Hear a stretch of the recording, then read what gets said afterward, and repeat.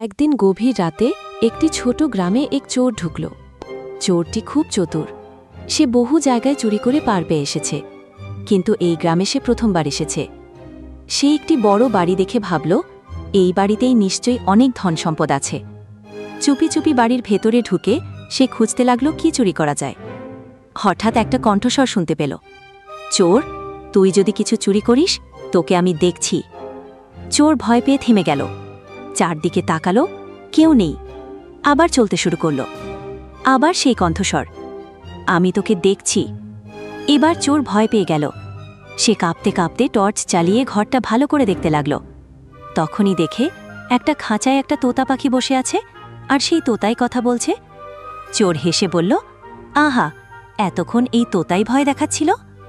চোর নিশ্চিন্ত হয়ে আবার খোঁজাখুঁজি শুরু করল। হঠাৎ আবার তোতা বলল, ছাড়বে না, ম্যাক্স তোকে ছাড়বে না। চোর এবার একটু অবাক হল, বলল, ম্যাক্সকে? তোতা উত্তর দিল, আমাদের বাড়ির রটওয়াইলার কুকুর। চোর কিছু বোঝার আগেই পাশের ঘর থেকে বিশাল এক কালো কুকুর দৌড়ে এসে চোরের উপর ঝাঁপিয়ে পড়ল। গল্পের শিক্ষা, অন্যের ক্ষতি করার চিন্তা করলে কখন কি বিপদ এসে পড়ে বলা যায় না, তাই ভালো কাজ করাই শ্রেষ্ঠ কাজ।